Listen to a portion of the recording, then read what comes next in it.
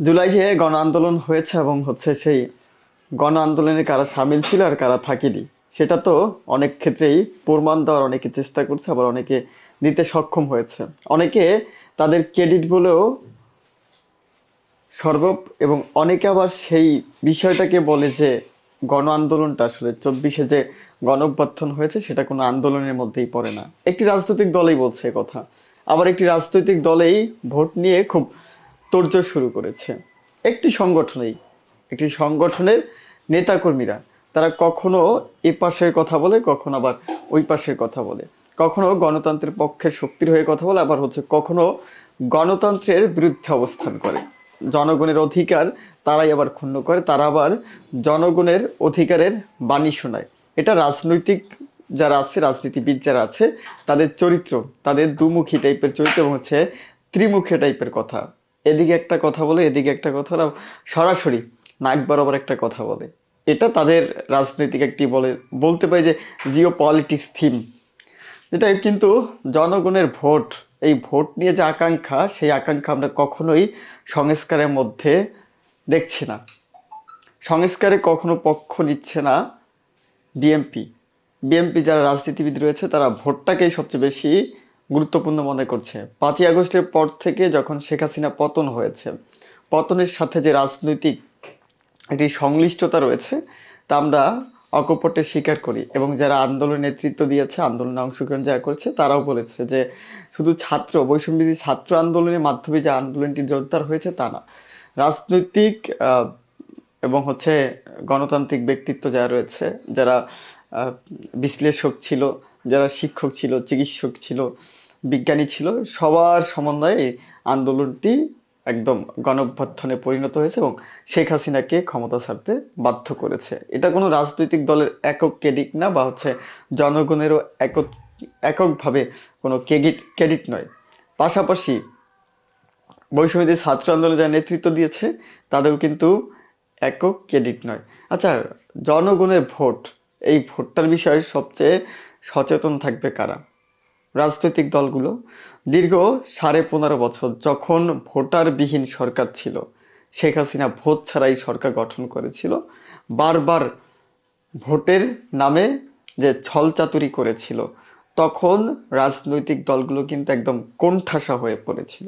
বিশেষ করে BNP BNP সবচেয়ে বেশি কোণঠাসা হয়ে পড়েছিল, এবং তারা কোনো ধরনের কথা বলতে সক্ষম ছিল না, তাদের সেই সক্ষমতা ছিল না যে শেখ হাসিনা যে স্বৈরাচারী যে শাসন ব্যবস্থা ছিল, সেই শাসন ব্যবস্থাকে রুখে দেওয়া, বা তার যে রাতের ভোট দিনে, দিনের ভোট রাতে করেছে, সে বিষয়ে যে কথা বলা, সেরকমও কিন্তু অবস্থান বিএনপির ছিল না। কিন্তু 24-এ যে আন্দোলন হয়েছে, সেই আন্দোলনের মধ্যে দিয়ে একটি অবস্থান তৈরি হয়েছে, এবং অবস্থান তৈরি হওয়ার পরে তারা এখন নানান দাবি ধাওয়া নিয়ে কথা বলতে শুরু করেছে, কথা বলছে।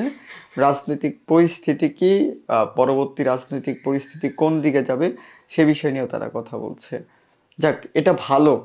গণতান্ত্রিক অধিকার ভোট, সেই ভোটের অধিকার আসলে কারা আদায় করে নেবে? গণতান্ত্রিক অধিকার তো জনগণই আদায় করে নেবে, কিন্তু রাজনৈতিক দল থাকে, রাজনৈতিক দল জনগণের জন্য কাজ করে, জনবান্ধব ব্যক্তিত্ব থাকে, সেই জনবান্ধব জনকল্যাণমুখ যে জনসাধারণ রাজনীতিবিদ যারা রয়েছে তারা জনসাধারণের জন্য কাজ করে, প্রতিশ্রুতি দেয়, প্রতিশ্রুতি দেখিয়ে তারা জনপ্রতিনিধি, এই জনপ্রতিনিধি নির্বাচিত করে জনগণ ভোটের মাধ্যমে। এই জনগণ বা জনপ্রতিনিধি নির্বাচনের দায়িত্ব যাদের রয়েছে, তারা এত উতাল পাতাল কেন শুরু করলো হঠাৎ করে?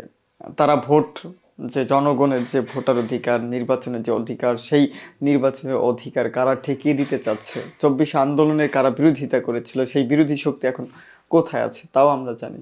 এবং সেই আন্দোলনটাকে ঠেকিয়ে দেওয়ার জন্য এখন আবার নাকি যারা পায়তারা করেছিল তখন, এখন নাকি তারা ভোটটাকেও ঠেকিয়ে দেওয়ার পায়তারা করছে। আসলে কি তাই?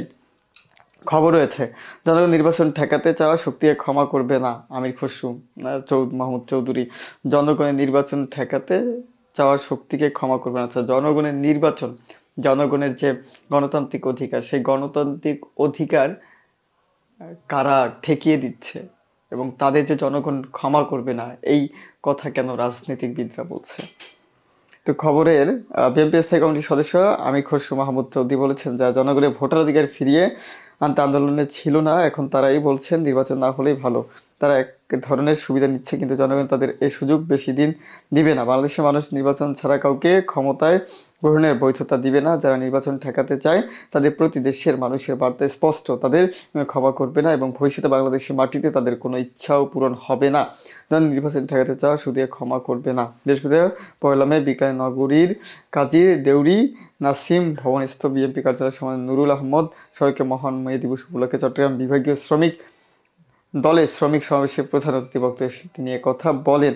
সে বলেন, বিএনপির 31 দফা রোড ম্যাপে শ্রমিকদের ন্যায্য অধিকার নিয়ে সমাজ নিরাপত্তা রয়েছে। এটা দীর্ঘ একটি রিপোর্ট করেছে, তার সমগ্র বিষয় নিয়ে চিন্তা ভাবনা নিয়ে কি কি চিন্তা করছে শ্রমিক দিবসকে ঘিরে গতকালকে ছিল সে বিষয়টি উঠে এসেছে। কিন্তু জনগণের ভোটার অধিকার কারা ক্ষুণ্ণ করেছিল এবং জনগণের যে ভোটার অধিকার আদায়ের যে বিষয় 24-এ যে আন্দোলনটা ছিল, সেই আন্দোলনের বিরুদ্ধে তারা অবস্থান নিয়েছিল এবং সেই আন্দোলনের বিরুদ্ধে সত্যি এখন কখন আবার মাথা ঝাড়া দিয়ে উঠেছিল। আর কারা চাচ্ছে না, জনগণের ভোট কারা ঠেকাতে চাচ্ছে, একটা প্রশ্ন রাখি আপনাদেরকে। যারা জনগণের ভোট ঠেকাতে, ভোটার অধিকার ক্ষুণ্ণের জন্য আগেও কাজ করছে, এখনো কাজ করছে, আসলে কি তারা সরকারের, ইউনিট সরকারের গুরুত্বপূর্ণ পদে রয়েছে? ইউনিট সরকারের সাথে তাদের কি কোনো আতাত রয়েছে? তারা কিভাবে, কি ভাবছে বা কি করছে, ভবিষ্যৎ নিয়ে তাদের পরিকল্পনা কি? ভালো থাকবেন, সুস্থ থাকবেন, শুভকামনা।